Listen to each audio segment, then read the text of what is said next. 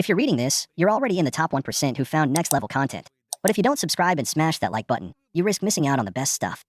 I've never been the type of person to let people ride on my back. No, not me. So when I found out Kayla was messing around behind my back, oh, you better believe I was going to make her regret every damn second of it. It all started last Saturday.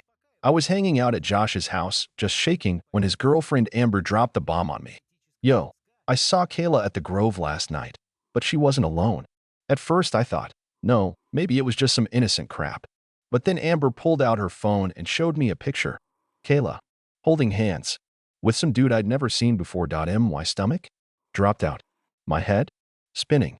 But instead of freaking out, I played it cool. I even smiled, because I knew right away that I wasn't just going to confront her.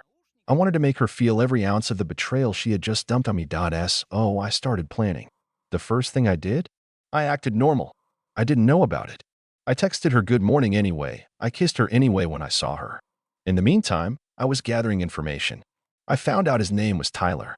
Some wannabe finance bro who thought he was cool because he drove around in a rented Beamer. The guy might have a ton of student debt, but whatever. It's not my problem. The real fun started on Monday. I knew Kayla had such a great presentation for work. So I did what any good guy would do. I sabotaged the hell out of it. I sent a fake email from my account to my boss saying she was sick. When did she show up for work? They had already canceled her spot. She came home that night furious, telling me how much of an idiot she looked. I just nodded, trying not to laugh. Step 2? Social shaming. See, Kayla was all about that Instagram life.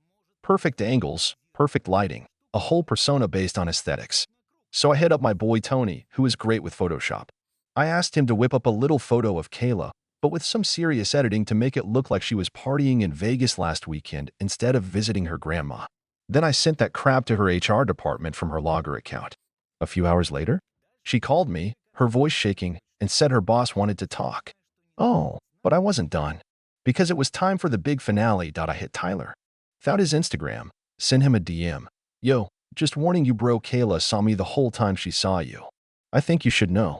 The dude was crucial. Started blowing up her phone, leaving comments on her posts, making a whole damn scene.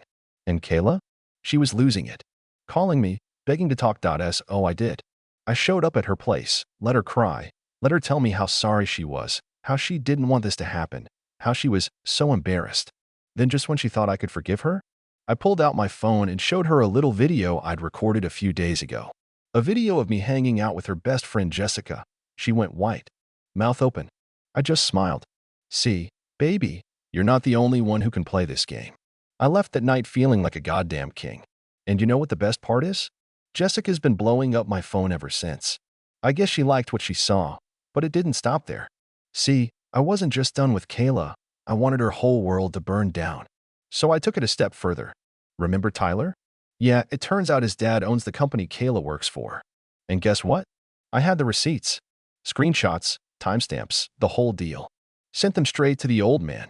Next thing I know, Kayla's calling me again. Only this time she's not crying. She's screaming. She's lost her goddamn job. Turns out, bad publicity isn't exactly what her company wants to attach to them. Most dudes would stop there now.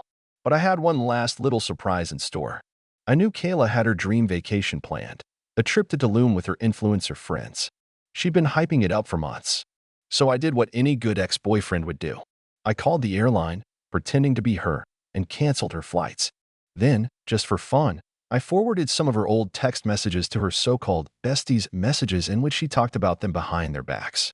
Let's just say, the Tulum trip went on without her. And me? I cooled off. I moved on, improved my life, started dating a girl who actually respected me.